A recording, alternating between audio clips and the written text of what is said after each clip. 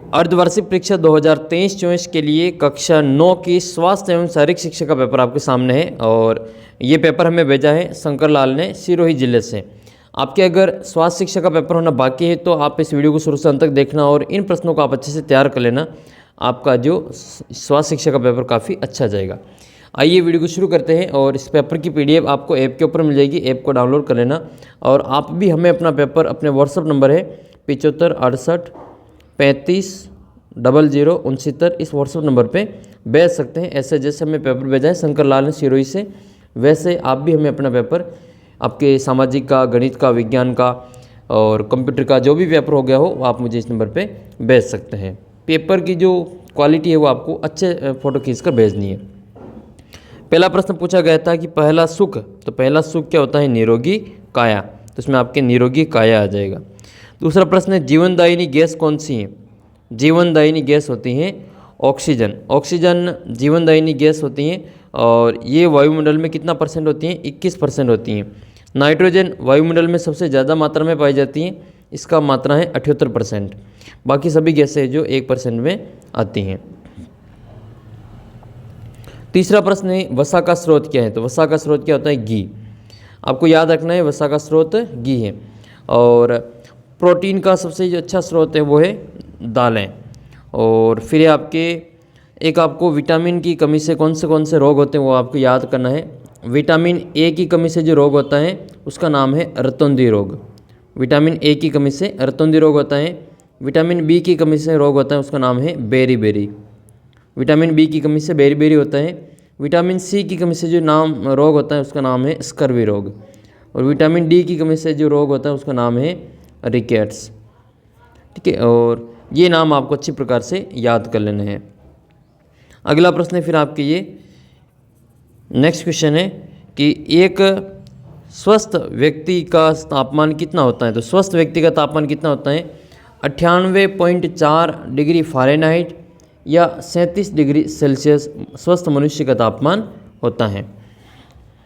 पांचवा प्रश्न है सर्वाइकल स्पोनिडिलाइटिस में कौन से आसन का अभ्यास से आराम मिलती है? तो अर्धचंद्राकार हो जाएगा। छठा प्रश्न है विद्यालय में सामूहिक व्यायाम का आयोजन कम से कम कितनी बार होना चाहिए? तो इसका उत्तर हो जाएगा आपको सप्ताह में 1 बार।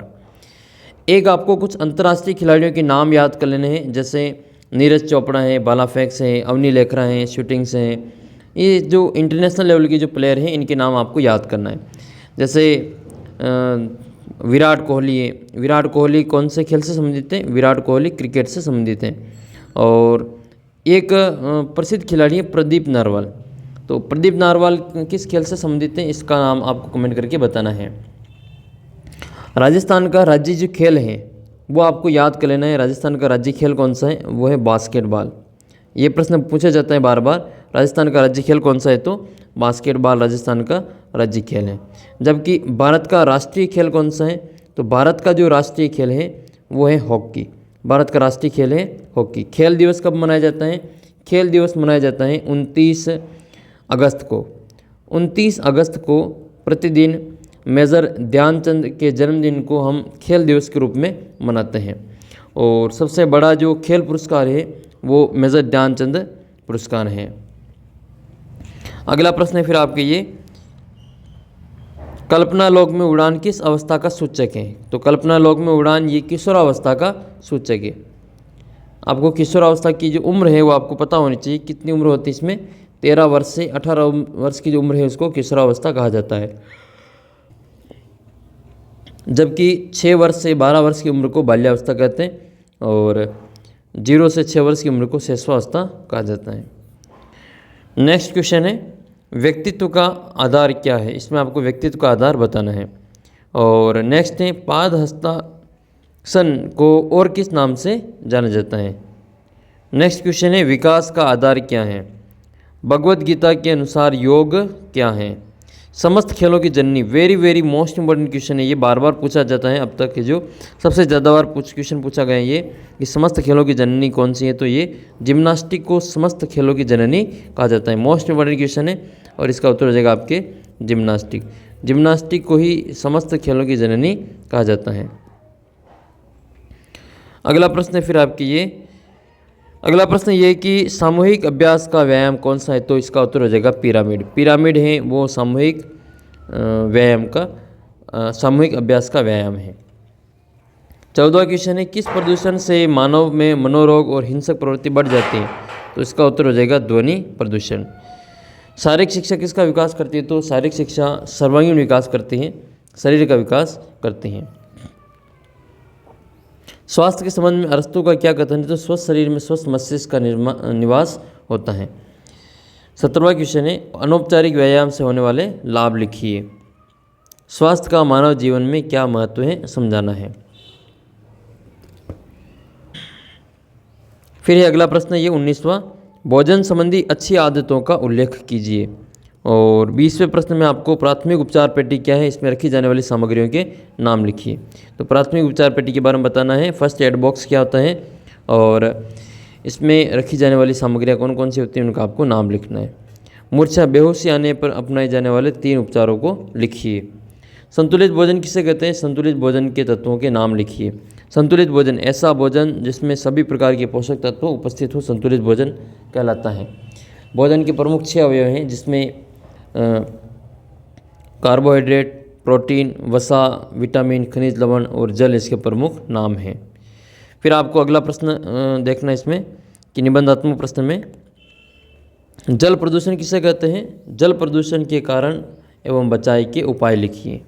या वायु प्रदूषण किसे कहते हैं, वायु प्रदूषण के जो कारण और वायु प्रदूषण के बचाव के उपाय लिखना है। इसके अलावा आपको स्वास्थ्य सुधार के लिए कौन कौन से आपको क्रियाकलाप करने चाहिए उसके बारे में जानकारी होनी चाहिए। साथ ही जो प्रमुख खिलाड़ी हैं उनके बारे में आपको अच्छी प्रकार से जानकारी होनी चाहिए। एक कोई सा भी खेल मैदान का आपको नामांकित चित्र बनाना आना चाहिए। विशेष तौर पे आपका जो कबड्डी जो खेल मैदान है वो थोड़ा सा आसानी से बन जाता है, तो उसका आप जो चित्र बना सकते हैं।